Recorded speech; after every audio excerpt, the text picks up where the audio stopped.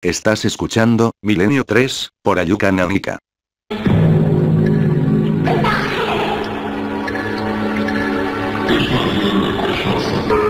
Poltergeist, duende ruidoso, espectro bromista.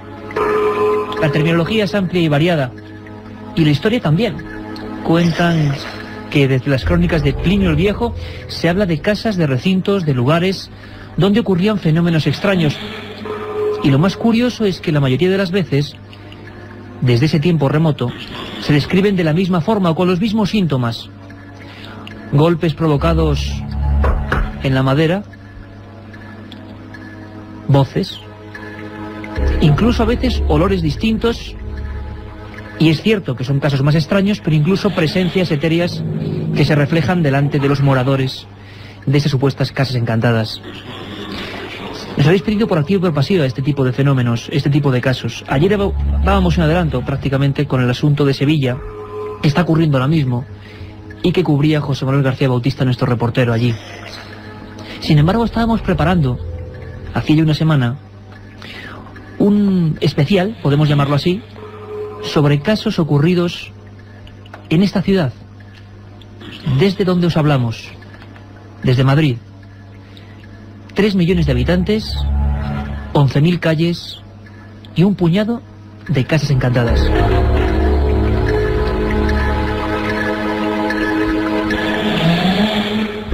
Somos Milenio 3, Katia Rocha, Carlos Barroso, Carmen Porter, buenas noches. Buenas noches, Iker. Este es vuestro amigo Iker Jiménez, y en la nave del misterio, don Juan Carlos Ingelmón.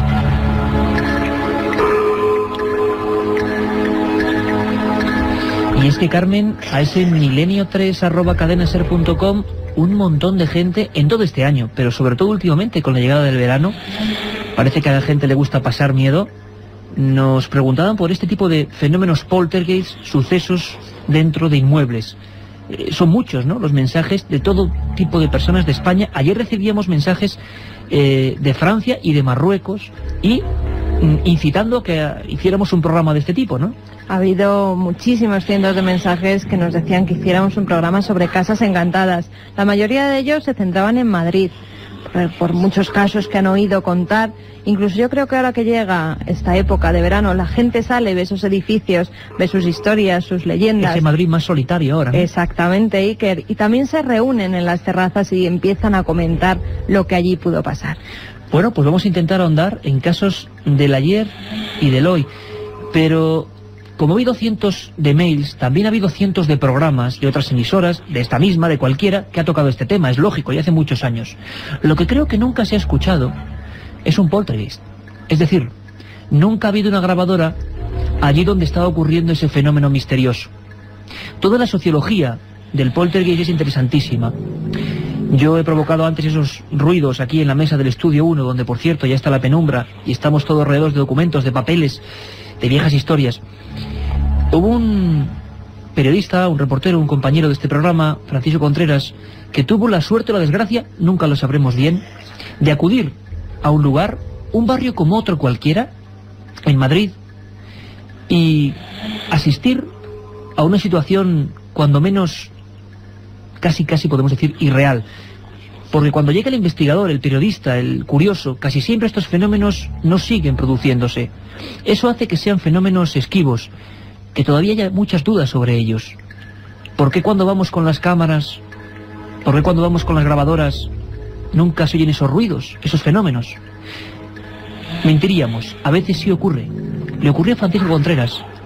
Allí estaba la grabadora, una familia inquieta, la policía había intervenido, y el motivo eran unos golpes invisibles, un timbre que sonaba solo, un vecindario agobiado, una situación angustiosa, unas niñas de 7 y 11 años, una familia con unos abuelos que vivían ahí, que en su psicología decían por supuesto que eso era obra de un duende. Golpes misteriosos, llantos y sobre todo miedo. Ahí estaba Francisco Contreras, subió las escaleras, había habido ya 2 intervenciones policiales y observó a aquella madre angustiada, había perdido 12 kilos de peso, y aquellas 2 niñas. Y de repente, aquellos golpes, aquellos lloros, un poltergeist en vivo. Lo escuchamos, este es Milenio 3, aquí está el documento. no sé qué, de que tuvieran suerte, no sé qué, y una semana después es cuando está pasando. Mira, ven. Aquí, mira, de la una puerta no. Mario, ¿ves? Esta puerta de aquí no suena. Suena esa puerta del armario. Y si fuera a meter el armario le canta la puerta como una bandeja, si estaba aquí, no te lo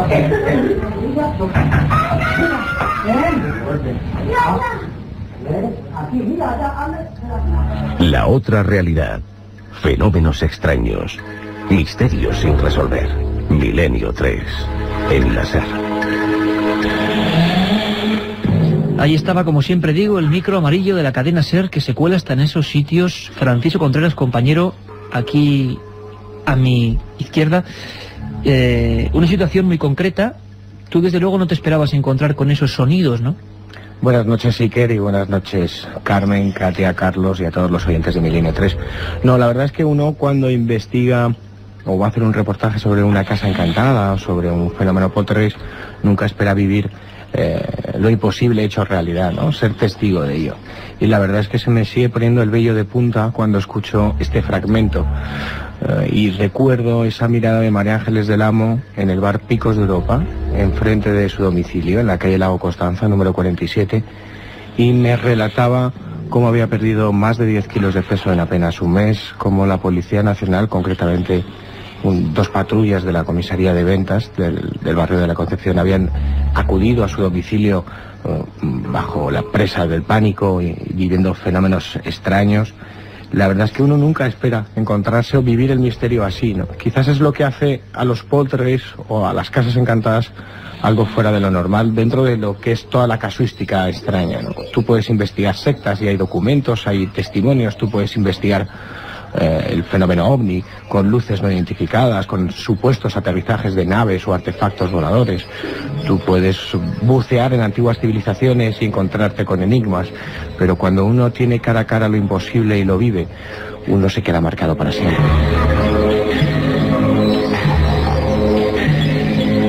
Como marcado se puede haber quedado mucha gente que, repito, y no creo que sea masoquismo, sino desde luego nuestra sensación de atracción hacia el miedo, hacia lo más desconocido. Y desde luego, ¿qué más desconocido puede ser algo que se está manifestando aparentemente en nuestra propia casa? Yo creo que nos quedan 45 minutos apasionantes. Vamos a tener a periodistas, documentos, voces, historias alucinantes y comisarios de policía demostrando que quizá noches como esta a veces tienen que acudir a sitios donde ocurren cosas difíciles de explicar.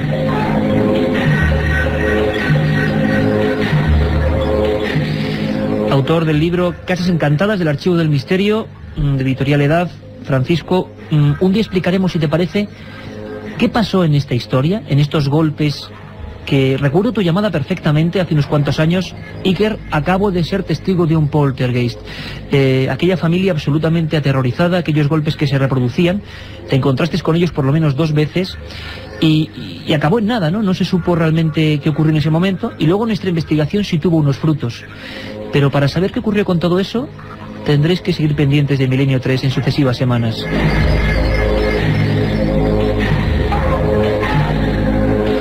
Y tengo aquí sobre mi mesa, porque vamos a empezar esta investigación en vivo, este Madrid misterioso y desconocido y completamente oculto, pero que a veces se refleja en los periódicos. Por ejemplo, el diario El País, ni más ni menos.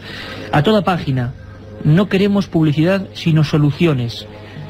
Fenómenos misteriosos en una finca de Carabanchel, calle Toboso 73.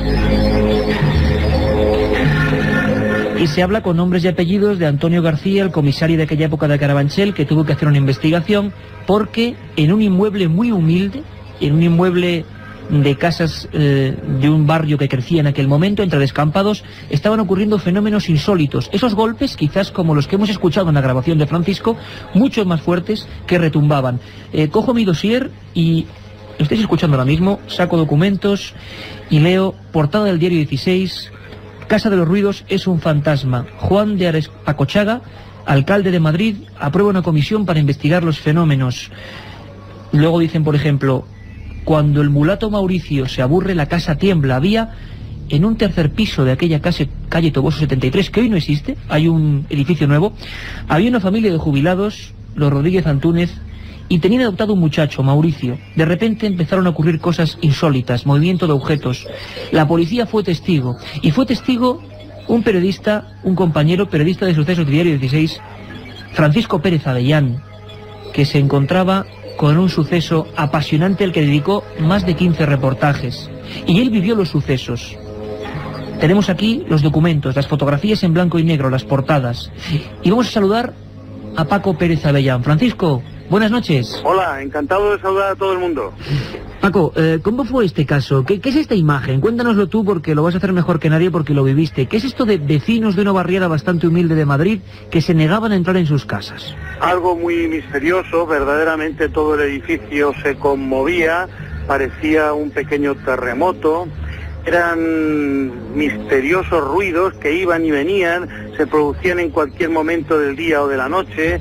La gente que lo vivía muy de cerca acabó atemorizada. Eran los comienzos del periódico Diario 16 y allí desfiló una auténtica, yo diría, representación de sabios y expertos en todo lo que podemos llamar fenómenos paranormales, esotéricos, sin que nadie pudiera ofrecer una solución.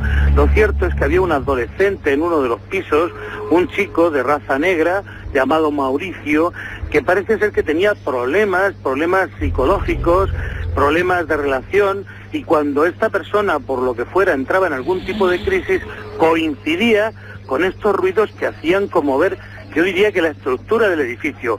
Tuvimos la suerte, los reporteros destacados, en contemplar directamente aquellos fenómenos que, aunque ha pasado mucho tiempo, no se han llegado a esclarecer en su totalidad. ¿Enseguida empezasteis a sospechar de él o al principio los periodistas que dedicasteis varias portadas al asunto no sabíais de qué se trataba? No, en absoluto, no teníamos ni idea. No, lo que pasa es que realmente en aquel piso ocupado por los jubilados que tenían adoptado al chico, al muchacho, al tal Mauricio, pues se producían de forma muy especial este tipo de fenómenos, y entonces de alguna manera la investigación fue concentrándose poco a poco en aquel espacio, porque además mientras estaba el chico allí presente y los padres adoptivos, de pronto, de vez en cuando, se tenía conciencia de lo que estaba ocurriendo, de los golpes en las paredes, de las vibraciones que, como digo, se notaban en todo el edificio. La Casa de los Ruidos no era simplemente un titular periodístico, era una realidad agobiante que asombraba a quien tenía conocimiento de ella, que fue titular en los merecidamente, y que verdaderamente cuando este muchacho recibió una atención médica y empezaron a preocuparse de él, los ruidos fueron paulatinamente descendiendo hasta llegar a desaparecer en su totalidad. Aquello a mí me hizo pensar verdaderamente que pueden producirse determinado tipo de elementos, de demostraciones físicas que parten de una situación agobiante, de una mente atormentada. Curiosamente es uno de los primeros casos, Francisco, en el que la propia policía, a través de Antonio García, uno de los comisarios de Carabanchel, interviene. La Alcaldía de Madrid quiso hacer unos informes. Al final fue uno de los primeros casos con investigación, entre comillas, oficial. ¿Tú llegaste a sentir esos golpes, Francisco? Sí, yo estuve presente en una de las demostraciones, una de las manifestaciones, y verdaderamente pasé un rato angustioso. No sabíamos a qué podía deberse.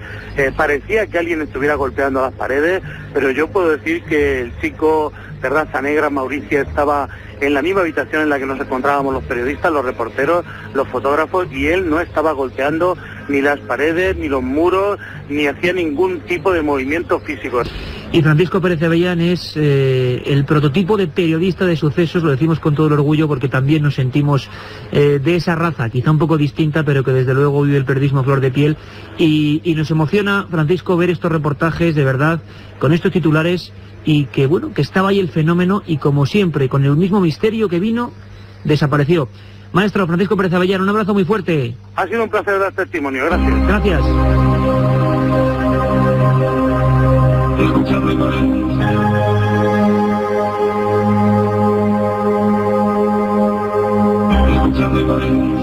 Milenio 3, con Iker Jiménez, en la cadena SER.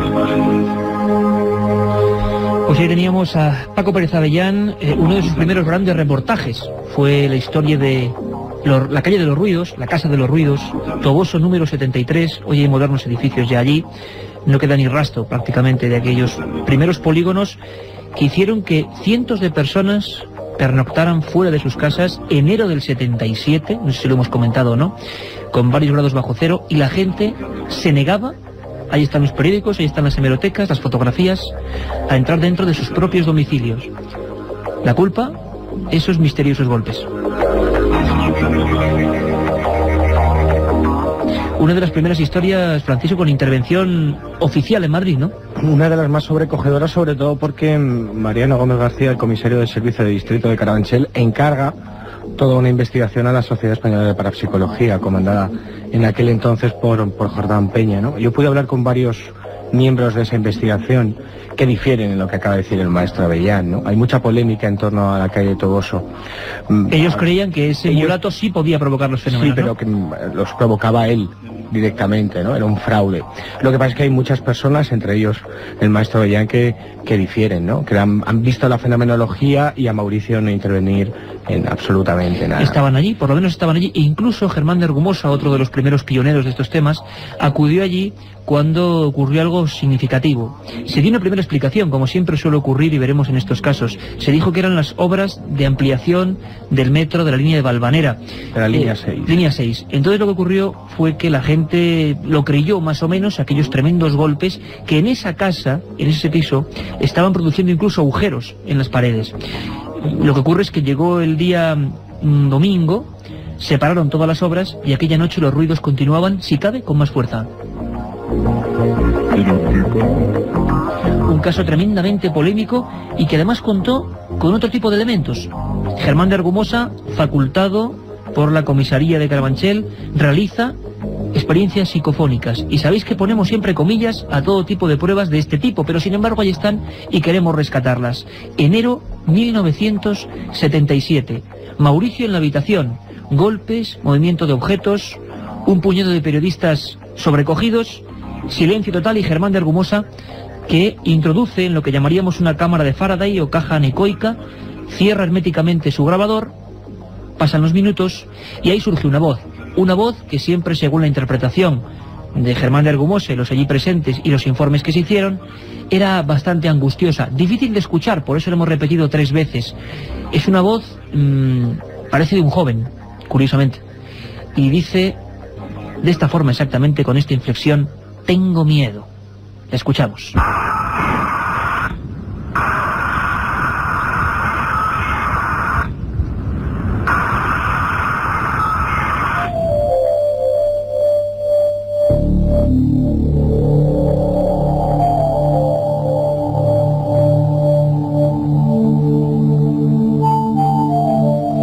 Ahí estaba esa voz casi imperceptible, pero que yo espero que ustedes, que vosotros en el coche, quizá tomando el fresco en algún lugar cerca del sitio de vacaciones donde estéis ahora disfrutando, en vuestro domicilio, donde sea, hayáis podido escuchar perfectamente esa especie de lamento que vamos a repetir. Si Juan Carlos Ingelmo lo tiene por ahí y lo recupera en su Nave del Misterio, porque queremos que escuchéis por lo menos el dramatismo de estas voces. Yo lo hablo con compañeros, con Jorge Martínez, con Javi Rodríguez, con Geray, bueno, con mucha gente, con los técnicos de la SER, que son los que más saben del mundo del sonido, y me decían, es que no es como una voz puesta en el micro. Si yo digo tengo miedo, sale así, tengo miedo, y veréis que es algo como en otro plano, como muy lejano, y con una angustia tremenda. Lo escuchamos 3 veces. Calle del Toboso 73, tengo miedo.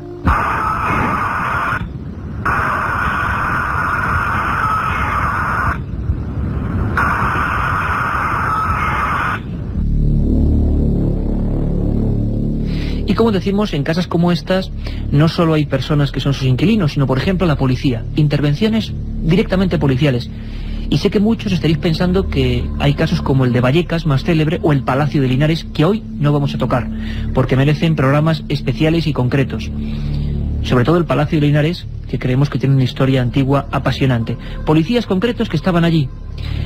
Y hemos querido preguntarle pues a una persona que consideran también ilustre maestro de muchos otros policías. Es hoy el comisario del Distrito Centro, el jefe de la comisaría del Distrito Centro de Madrid, es José Manuel Sánchez, y nos sorprendió, porque abiertamente nos hablaba de casos investigados, de archivadores llenos de este tipo de fenómenos que no salen a la luz, y sobre todo de fenómenos vividos por él mismo. Comisario de Centro, José Manuel Sánchez, para Milenio 3. Lo primero que tiene que hacer es verificar la verdad, porque nosotros se nos ponen unos hechos en conocimiento y tenemos que intentar descubrir la verdad. ¿Qué puede ocurrir? Pues hombre, evidentemente si por ejemplo en una casa aparece una cosa extraña y aparecen por allí moradores distintos, se ha podido cometer un delito, que es un delito de allanamiento de morada, o alguien que se sienta coaccionado, intimidado, y estamos obligados, nos pagan para que lo intentemos descubrir. Lo que ocurre es que naturalmente nuestros conocimientos son muy limitados, ¿no? Pero ahí se abre lo que nosotros llamamos un suceso. Se abre una página, cualquier persona llama al 091, le cuenta una cosa de esta, se abre un suceso.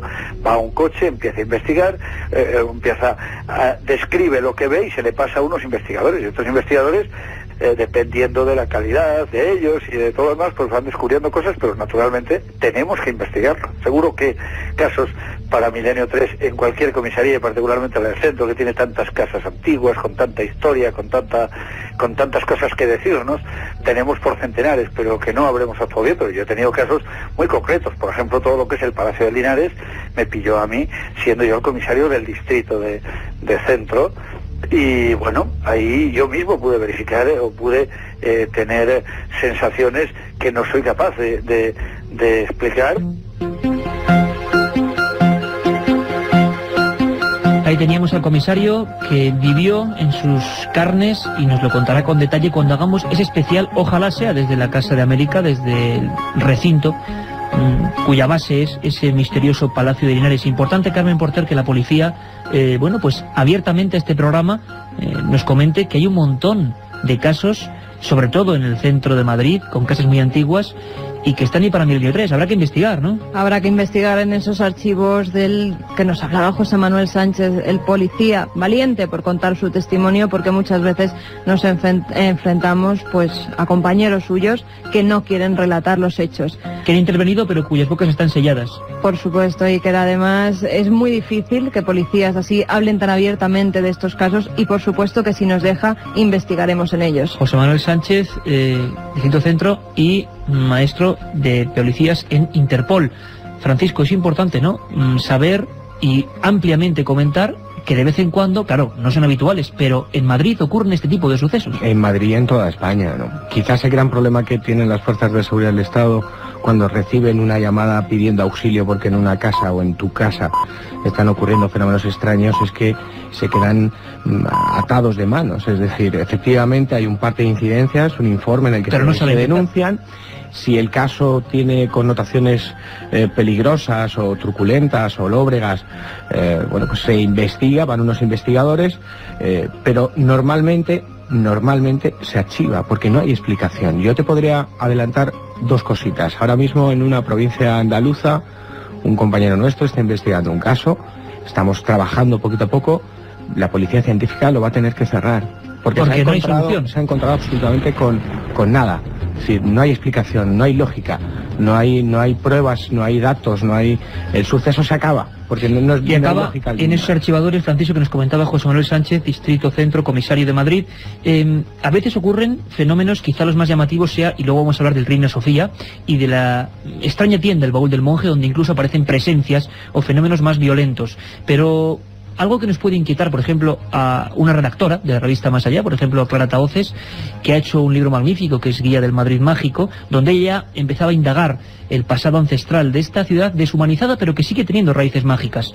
Ella, y lo vamos a recordar en un minuto, estuvo aquí en uno de los primeros programas de Milenio 3, como ejemplo de que a veces no somos conscientes de un fenómeno en una casa misteriosa, o donde ocurren o hay personajes misteriosos, y luego, por ejemplo, al transcribir una entrevista, nos encontramos con que entre la entrevistadora y nosotros, o esta periodista, había alguien más. Es el caso de Clara Tahoces, a la que vamos a saludar en unos minutos. Clara Tahoces estaba haciendo una entrevista a Juana López Manjón, y vamos a recuperar ese documento porque creo que es espectacular. Es una de las voces más claras que hemos oído nunca entrometerse. Estaba entrevistando a una persona que ya de por sí era misteriosa, mitad curandera, mitad sensitiva. Esta mujer hablaba y de repente, entre medias, en la transcripción de la entrevista aparecía una voz de las más claras que hemos escuchado. Este sería otro fenómeno que ha ocurrido en Madrid muchas veces y que es típico y que hace que se alarmen las personas, voces paranormales. Nosotros sabéis que tenemos una sección en que recuperamos un minuto de Milenio 3 con nuestro cronómetro especial, y lo hacemos para recordar historias apasionantes. Así lo recordábamos con Clara Tahoces, que en apenas un minuto también va a estar con nosotros en vivo. lo que le ocurría, lo que pasaba y sobre todo escuchamos de nuevo esa misteriosa voz.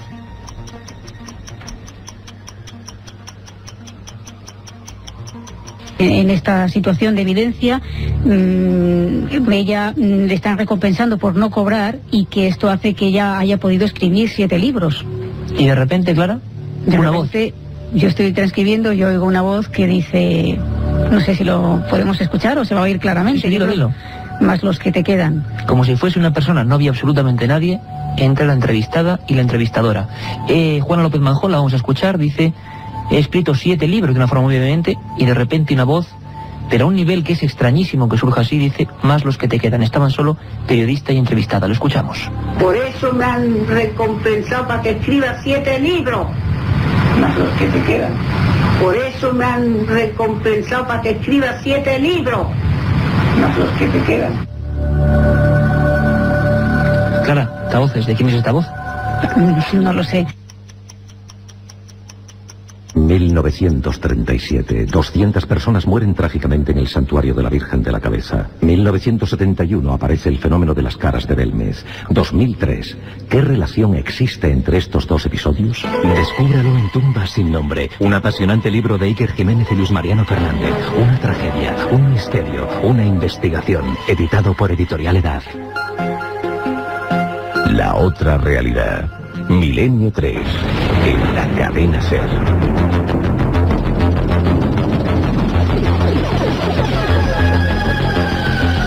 Una voz no apta para cardíacos. Y tenemos en Tenerife, en un lugar paradisíaco, a nuestra compañera y amiga Clara Tahoces. Clara, buenas noches. Hola, buenas noches a todos. ¿Qué tal? Menudos recuerdos, ¿no? Bueno, sí, estaba escuchando yo también lo que habéis emitido. Efectivamente fue hace, pues bueno, casi al comienzo del programa, ¿no? Cuando empezó la andadura de Milenio 3. Y bueno, pues sí me he acordado del caso otra vez. Y eso no se olvida nunca, ¿verdad, Clara? Pues no, la verdad es que cuando te pasa alguna cosa de este estilo, pues se te queda bastante grabada. Y bueno, la verdad es que no suelen pasar con mucha frecuencia, con lo cual viene un poco a reconciliarte, porque a veces pues se investigan casos que no tienen, digamos, un peso específico de cara desde el punto de vista paranormal, ¿no? Y cuando, sin buscarlo, pues te encuentras con este tipo de historias, pues claro, evidentemente te viene a reconfirmar que bueno, pues estás investigando algo, estás estudiando algo que está ahí, ¿no? Que a veces se nos olvida un poco.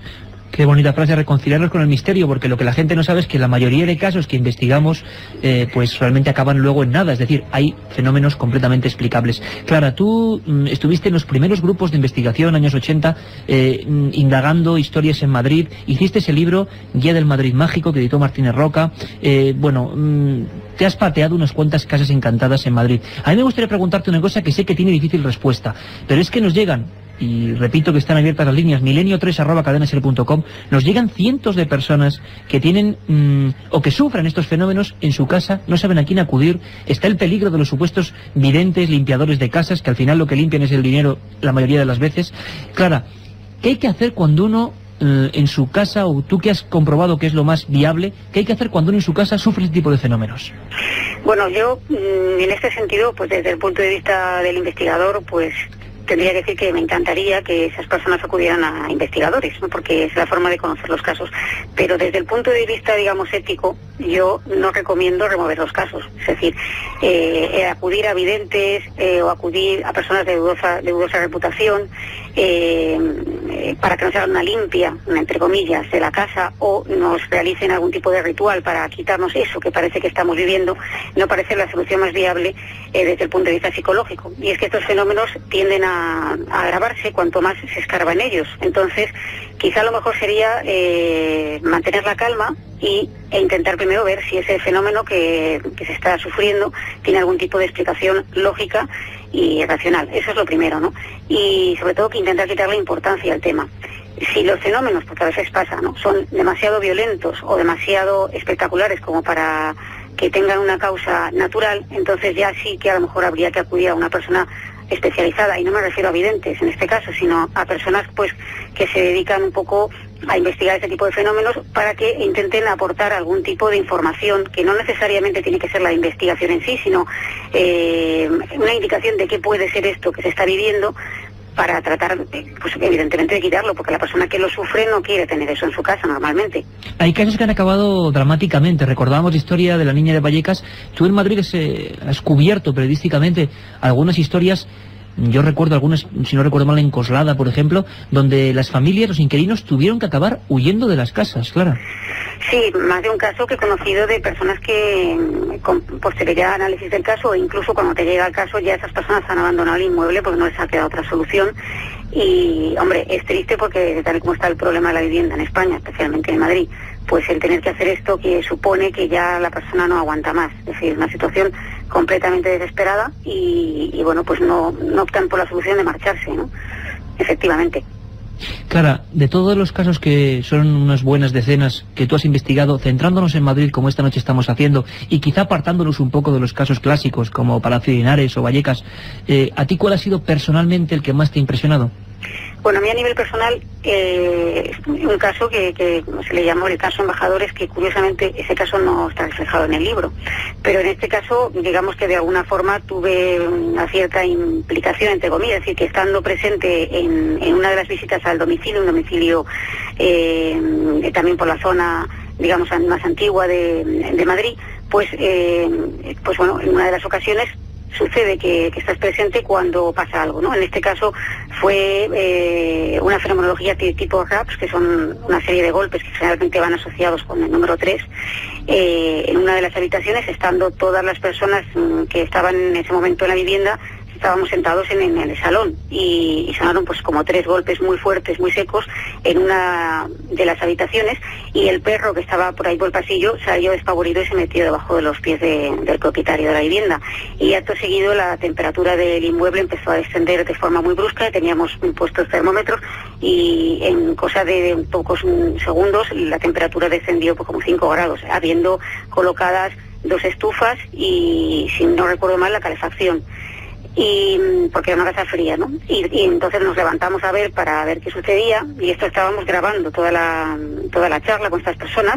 Los golpes aparecen reflejados en la cinta, incluso, y en ese momento en el que pregunta la propietaria de la casa qué ha sido ese golpetazo, ¿no? Pues se oye una especie de voz mezclada también en la conversación, como ronca, seca, masculina y fuerte, que parece pronunciar una frase que hasta la fecha no sabemos qué es lo que dice, no se entiende bien, ¿no?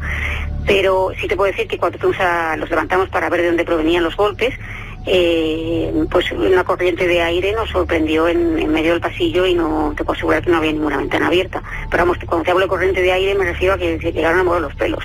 O sea, fíjate la fuerza, ¿no?, de este aire. Y digamos que este es el caso que a mí particularmente me ha impresionado más, porque normalmente cuando llegas a los casos sí te cuentan cosas muy impresionantes, pero llegar a sentir o ver algo es muy difícil, siendo pues que no vas a estar en el domicilio 24 horas de vigilancia, ¿no? Y bueno, pues cuando tienes la suerte de frecuentar mucho pues un caso, ¿no?, una casa, o te permiten, pues a veces tienes la suerte de presenciar o de sentir algo, ¿no?, como en este caso.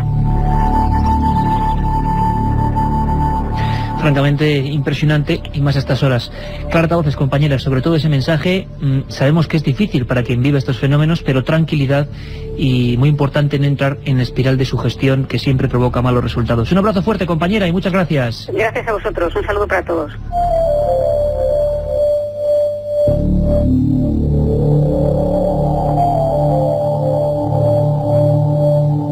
Un viaje en busca del misterio. Milenio 3, en la SER.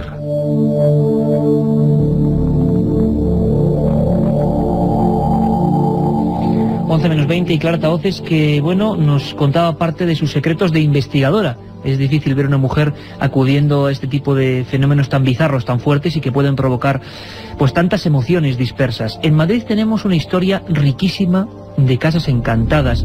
Por supuestísimo que en diferentes épocas eran diferentes las causas. Se hablaba de duendes, de fantasmas, de venganzas. Luego todo se va perfeccionando. La ciencia también tiene mucho que ver. Se habla de psicofonías, de poltergeist, pero el fenómeno parece seguir siendo el mismo del que hablaba Plinio el Viejo, el mismo del que hay crónicas en la Edad Media. Carmen Porter, en Madrid hemos hecho una pequeña labor de indagación. Tenemos 4 puntos Y estamos dejando, decimos de lado algunos casos clásicos, 4 puntos claves. Vamos a recordarlos. Por ejemplo, si hablamos de Casa Encantada en Madrid, clásica donde las haya, y quizá la primera, está aquí al lado. Es que está aquí al lado, Carmen, en la calle del Barquillo, la Casa de las 7 Chimeneas. Efectivamente, Iker, esta casa fue construida en el siglo XVI. Hoy en día allí se alza el Ministerio de Cultura. La gente decía ver el fantasma de una mujer que se creía era doña Elena, hija de un montero del rey Felipe II. Cuenta la tradición que el padre de la joven ordenó construir la casa para que viviera su hija. Esta se casó con el capitán Zapata, el cual a los pocos días de su boda se tuvo que marchar a la batalla de San Quintín, donde falleció. La joven viuda a los pocos días también fue hallada muerta en su alcoba. Al parecer había sido asesinada, Iker. Su cadáver, esto es lo más extraño, desapareció misteriosamente. Su padre no pudo asumir la muerte de Elena y a los pocos días se ahorcó en una de las vigas de la casona. Varios años después los vecinos aseguraban que una figura femenina, vestida con ropajes blancos y con una antorcha en la mano, se paseaba por los tejados de la Casa de las 7 Chimeneas. Se ponía de rodillas dándose golpes en el pecho y a los pocos segundos desaparecía. Ya en el siglo XIX, con motivo de unas obras que se estaban realizando en el inmueble, los trabajadores hallaron en los sótanos el esqueleto de una mujer y a su lado varias monedas del siglo XVI. Recordemos, Iker, la época en que esta señora, Elena, desaparece, es asesinada. Y ya en 1960 son descubiertos otros restos humanos, en este caso se trataba de un hombre. Parece una conexión directa, restos humanos, fenómenos posteriormente a nivel misterioso, a nivel poltergeist. Tenemos también en el Palacio Real noticias en la prensa en la época, en 1658. Efectivamente, en esa época muchas personas son testigos de los fuertes golpes y voces que salen desde la capilla y se van extendiendo por el resto de las estancias. Sobre todo, decían que esos golpes, esos gritos, se concentraban en la torre del despacho del rey y en la torre del reloj. La Gaceta en marzo de 1658. Y hubo una casa en pleno Madrid que la llamaron Casa del Duende. Efectivamente, la Casa del Duende, un 2 de noviembre hacia el año 1700, en la calle del Conde Duque, esquina con la del Duque de Liria, los vecinos decían que había una casa habitada por duendes. La casa era propiedad del duque don Nicolás María de Guzmán. Tras su muerte pasan muchos años hasta que es de nuevo habitada. En la planta baja se establece una taberna y en el segundo piso la casa de la dueña. Observan a un hombre muy bajito y barbudo que delante de sus ojos se esfuma. Hay que decir que en esa taberna se reunían a jugar a las cartas, no tenía muy buen nombre y son decenas las personas que son testigos de estos duendes que en algunas de las ocasiones iban armados con látigos y garrotes y atacaban a los jugadores.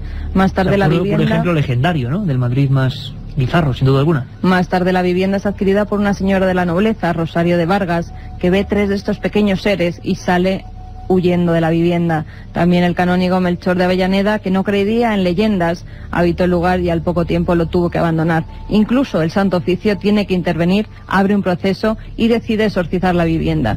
Pero los vecinos no quedaron contentos con esto porque decía que seguían oyendo extraños ruidos y viendo extraños seres.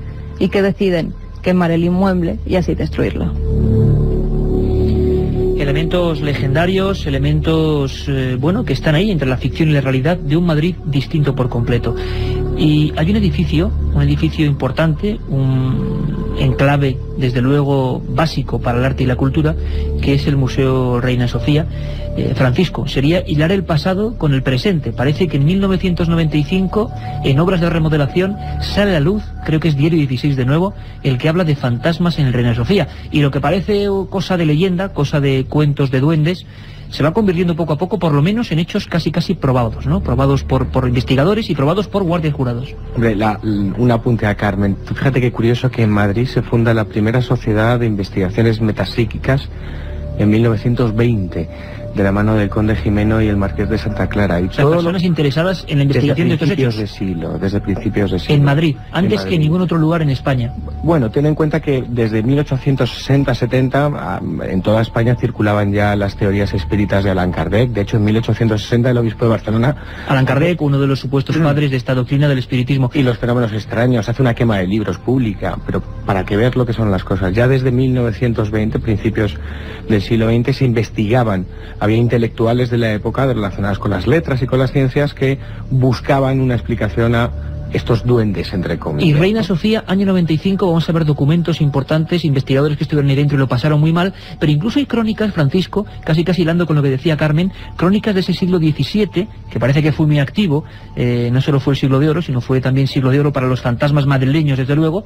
Se habla en una publicación que tú lo vas a comentar, y léenos esa pequeña crónica, porque se centraba en este lugar donde luego en el 95 hay fenómenos extraños que ahora vamos a escuchar. Los fantasmas del Reina Sofía salen a la luz pública o cobran fama el 21 de abril de 1995, cuando el reportero Álvaro Gariño, el redactor del diario 16, hace una crónica fantástica que la titula Los fantasmas del Reina Sofía, ¿no? Y en ella cuenta como un grupo de investigadores paranormales, que es el grupo ETA, que dirige el sacerdote Padre Pilón, y donde están Sol Blanco Soler y Paloma Navarrete, pasan diferentes noches autorizados por José Guirao, que era el vicepresidente del centro, para que investiguen una serie de fenómenos extraños que y ahora escucharemos a Sol Blanco Soler, que están viviendo, bueno, toda clase de sucesos insólitos. Pero la historia del Reina Sofía viene de atrás, viene incluso cuando era la dependencia o albergaba el hospital del antiguo San Carlos. Allí periódicos ya dejan constancia, como la Ilustración Española Americana, de lo siguiente, y te lo leo brevemente. Los enfermos se asoman por las ventanas del hospital cuando atardece para tomar el aire y descubren sus rostros amarillentos, algunos casi moribundos, rostros empalidecidos por la enfermedad, o quién sabe si por el sufrimiento de pernoctar en un edificio donde suelen ocurrir cosas extrañas, nunca explicables, apariciones y ruidos fantasmales, según se quejan los propios enfermos.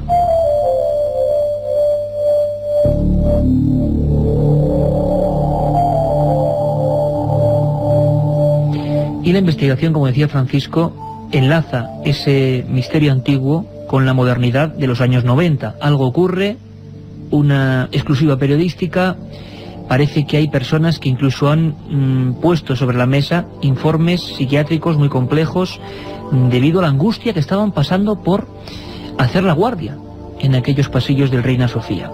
Uno de los investigadores que estuvo allí y el primero que recibió esos informes es Ángel del Río, compañero de labores informativas en la cadena COPE y en el diario El Mundo, y que se metió a fondo en esta historia, tan es así que acabó haciendo un libro, Casas Encantadas en Madrid, y nos explica de esta forma, rotundamente, cómo le llega esa vigilante, concretamente una chica, que parece que está muy afectada porque está viendo cosas extrañas en aquel lugar, en el Reina Sofía.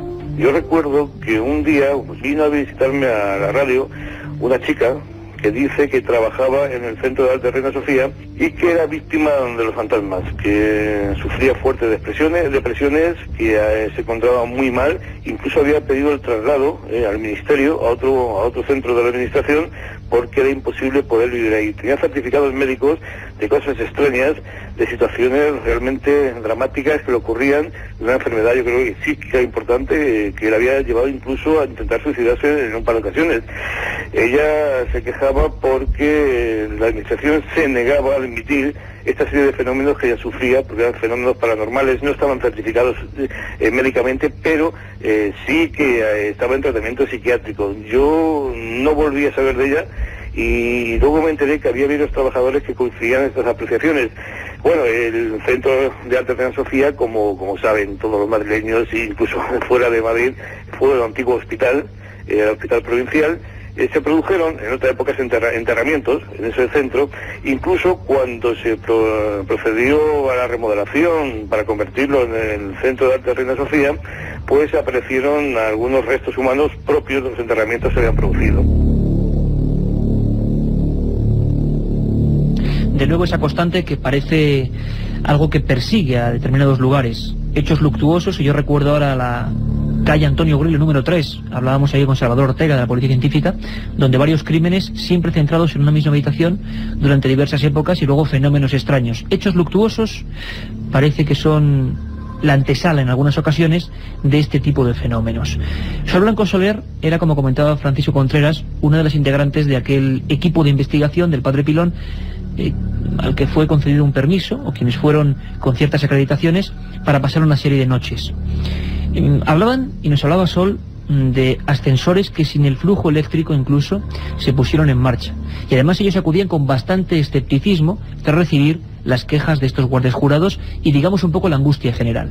Pero lo que sí les dejó helados fue algunas descripciones concretas del resto de vigilantes. Los vigilantes, que además son, y mandamos un saludo a todo ese gremio que sabemos que nos escuchan, son a veces los primeros testigos de este tipo de fenómenos porque están de noche ahí, en esos lugares solitarios. Escuchadme atentamente porque es impactante lo que tuvo que recoger esa comisión, esa investigación de Sol Blanco Soler y del equipo EPTA, y los documentos y testimonios que pudieron ellos grabar. Testimonios que hablan de visiones, ya no golpes y sonidos, sino visiones de figuras en aquellos pasillos. Lo escuchamos. En una segunda vez que estuvimos en el 95 fue porque algunos vigilantes, cuando recorrían esos enormes, avenidas, o llámalas como quieras, ¿no? O claustros, ¿no? Del edificio, pues habían denunciado de que se sentían muy incómodos porque habían veces que habían visto como procesiones de monjas recorrer el edificio. Eso, cuando fuimos en el 95, pues tenía también su razón de ser. El edificio tiene una carga de vivencias muy grande. Todo el mundo sabe que eso fue en sus inicios hospital de beneficencia, fue también psiquiátrico, más tarde fue, sitio donde había las prácticas de medicina, había por supuesto también depósito de cadáveres, es decir que ese edificio siempre ha tenido una carga emocional de tragedias, de sufrimientos, y por supuesto había una congregación religiosa en los inicios que se ocupaba del cuidado de los enfermos. Digno de una película de terror. Accidentes, muertes, congregaciones muy concretas y fenómenos extraños.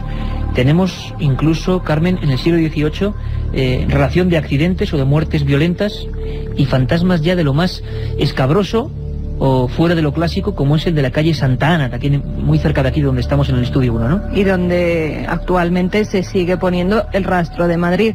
A principios del siglo XVIII surgieron numerosos testimonios que aseguraban que el fantasma de un hombre se paseaba por los tejados de esta calle y que incluso llegaba a entrar por las ventanas de alguna vivienda.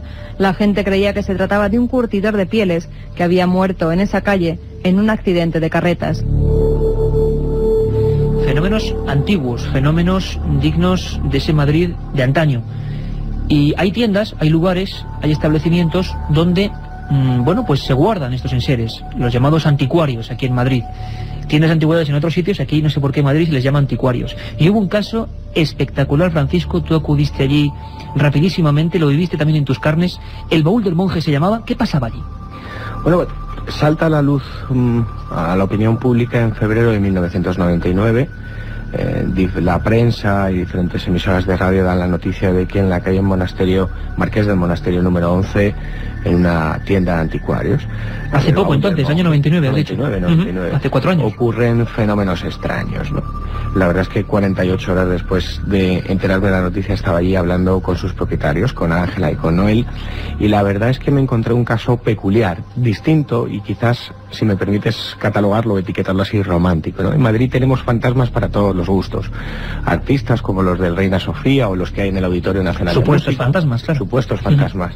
En el Reina Sofía o en el Auditorio Nacional de Música. Violentos y macabros como pueden ser los que ocurrían o aparecían en Vallecas. Y este es romántico. Romántico por el lugar donde supuestamente ocurren esta serie de fenómenos, ¿no? ¿Cómo es la tienda? Bueno, la verdad para que nos hagamos una idea ahora con los documentos. Es muy peculiar, ¿no? Es como un buen anticuario, te encuentras piezas de arte de cualquier época, ¿no? Y te sumerges en una atmósfera histórica que te traslada a otros mundos o a otras etapas de la historia fantástica, ¿no? Uno se queda como soñando, ¿no? En un viaje en el tiempo. Aquel día en que me encontré a Ángela, la verdad es que lo que no me esperaba o lo que no esperaba escuchar era la cantidad de fenomenología extraña que ahí había habido. Había miedo. Con mucho miedo y mucho terror, incluso una casuística que no se había dado nunca en Madrid, que se denomina aporte. Y para que vamos a escuchar caídas y apariciones de objetos. Materializaciones de objetos de la nada. Vamos a escuchar una cosa importante, tú lo grabaste ahí, pedimos como siempre disculpas porque son grabaciones no hechas para un programa, sino estando investigando en el lugar de los hechos. Escuchamos cómo se llamaba la propietaria.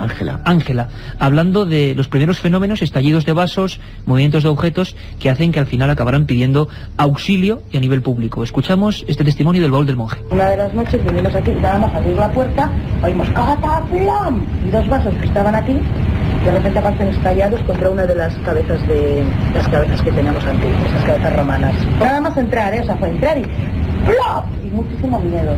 Ha sido violento porque de repente las cosas, lo que tiraba, las cosas que se movían, muchísima violencia, se estrellaban. Pero curiosamente nunca nos daba a nosotros, ni siquiera roto objetos valiosos que hemos tenido aquí. Es que es curiosísimo. Bueno, por lo menos era considerado, no rompía las piezas más importantes, pero lo que sí hacía era dejar presencias que serían características de estos fenómenos, extraños olores. Escuchad, Ángela, porque la descripción es desagradable y absolutamente gráfica. Desde olor a pelo quemado, dentro de este armario, olor a pelo quemado. Es curiosísimo. Otras veces olor a podrido, de una manera espantosa. Y al segundo, oler a rosas. Al segundo. Esto era un cambio de olor radical. Cambio de olores radicales, todo tipo de fenómenos, movimiento de objetos, se concentró todo en aquella tienda. ¿Sospechaban de algo, de alguien? Durante un año y medio. Ellos ocuparon ese establecimiento en marzo de 1998, se hizo público en el 99, pero durante ese año y medio, año más, vivieron todo tipo de fenómenos extraños. Había materializaciones, como decíamos, no solamente de madera, como lo hemos escuchado, ¿no?, de esa especie de serrín, sino que aparecían monedas de época, aparecían botones, incluso instrumental médico, de dentista, para ser más exactos. Incluso a los pocos investigadores que estuvimos allí, que en este caso fue el grupo EPTA, el padre Pilón, yo y creo que Jesús Callejo, bueno, nos llegaron a relatar una vivencia única. Ellos tenían una cabeza de carnero, una cabeza de terracota, que delante de los testigos, delante de los propios clientes, se movía de estancia a estancia. Incluso llegaron a tirarla al contenedor y volvió a aparecer en la tienda. Impresionante. Me gustaría poner un documento. Es José Manuel Sánchez, hablábamos del comisario, porque nos dice algo importante de cara al futuro. Comisario del Distrito Centro de Madrid, hay que seguir investigando, hay que seguir indagando. Escuchamos sus palabras. Yo creo que todos los expedientes que hay en la policía, a cualquiera que quiera investigar sobre estas cosas, ahí tenemos que permitir que avance la ciencia y que pues eso, se descubran cosas. Por ejemplo, yo he leído vuestro libro, el de Tumbas sin nombre, ahí hay una cantidad de cosas que te llaman la atención y que te dices, esto seguro, seguro que aquí hay una realidad que no hemos descubierto. Bueno, pues en lo que los archivos de la policía, en lo que los policías podamos ayudar, estamos moralmente obligados, naturalmente, a colaborar. Comisario Distrito Centro, muchos casos, una realidad que no conocemos, Francisco. Crónicas del mundo del misterio. Recomendamos, por supuesto, ese trabajo magnífico, Casas Encantadas, crónica de un siglo de misterio, Editorial Edad, el archivo del misterio. Hemos intentado simplemente poner pequeños documentos policiales, periodísticos, investigadores, de algo que ocurre en ese otro Madrid al que a veces hay que, bueno, abrir las puertas. Espero que hayan disfrutado. Nos escuchamos a las 3 de la madrugada.